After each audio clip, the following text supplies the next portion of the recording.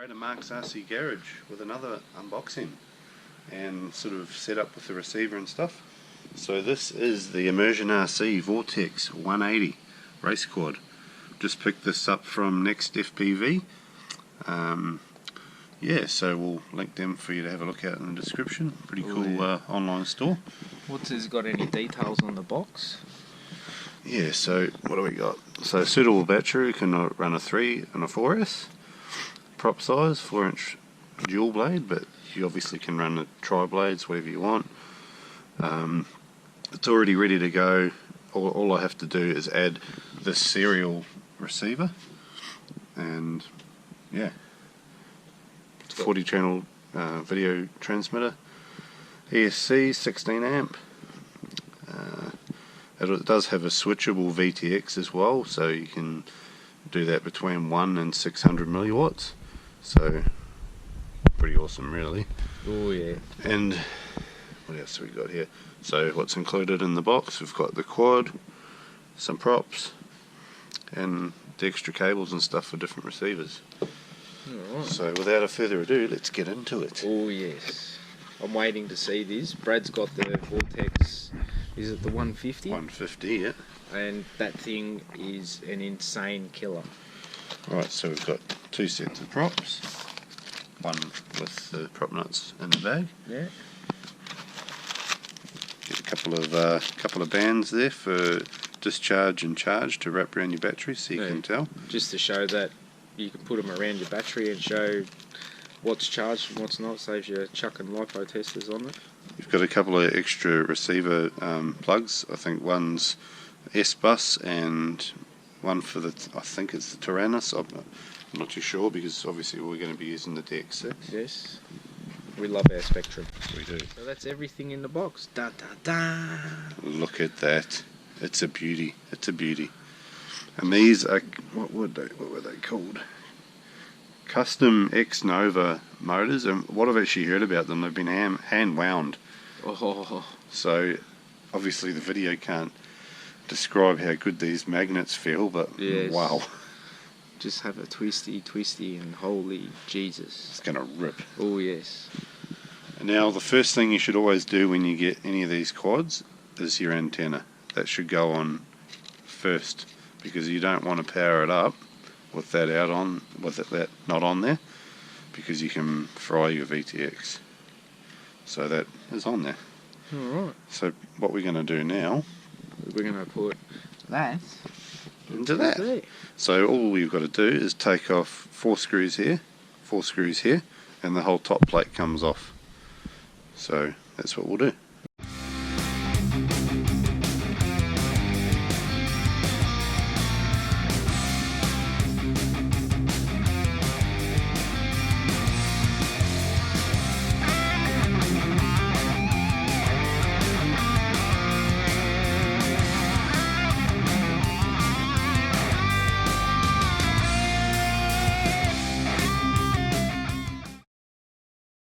Now we'll put this in.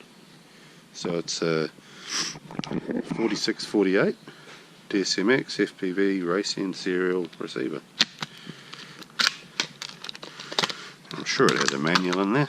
The Spectrum is so nice like that, but I don't need a manual. Brad's done this before. It's got a keyed one way in, one way out. So, yep, so there we go. So what we're going to do is actually run these wires through the holes on the front of the rear arms instead of out the back. The reason for this, actually, forgive me, I can't remember the YouTuber's name, but he's told me by running them out the back actually reduces your range on the quad itself, because the Spectrum receivers don't have great shielding and it interferes with the VTX. So what we'll do is run them out the other holes so it's further away from the VTX. Can we see them at all? Oh yeah, right in the corner there. Yep. Alright. Yeah. So that's about it really. We'll put the top plate back on, those 8 screws back in, take the lens cap off, and then we're gonna just we'll power it up. Yeah, we'll power it up and go through the calibration, and we'll show you how that's done as well. Yeah. So I want to see this thing just power up. Yeah. Alright. So we'll plug it in and the receiver will go into bind mode. Not sure if you can see. Can't actually see if it's flashing. I believe it is. Yeah, that beeping must mean it's in bind mode. So we go system setup, So you just go through your down to bind, and normally you walk away.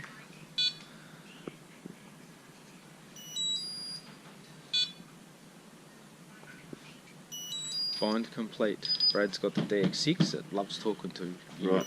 And now everything else is set up through the goggles. So I'm going to have to do this, pull it on my head, like a nuffy. But Mark will see what I'm doing and I'll explain what I'm doing.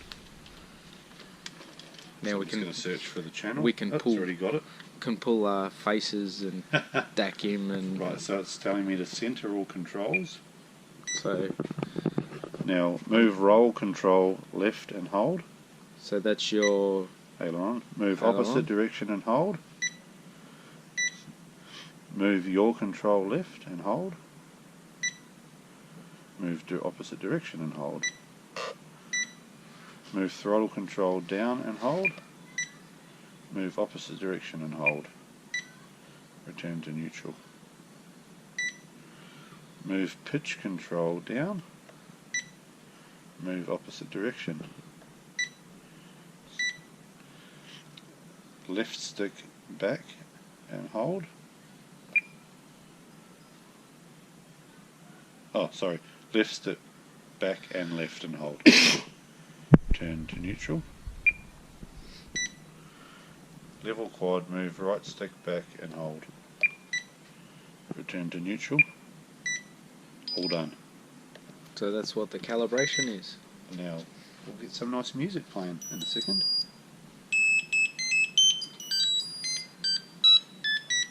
So that is now pretty much armed, yeah? Almost. So she's So, yeah. down, ready to go. So now if we switch arm, actually I haven't assigned an arm switch, so that'll Yeah. be it for now. And that's it. They sound beautiful. That is a 4-cell pack in there. Got a little bit of a size comparison here. 150 on the left, 180 on the right, obviously. Both look exactly the same. The only difference is, as a non-drone It's person, the arms. So is the arms. on the 180, the arms are a little bit longer, and obviously the motors are different. Yeah.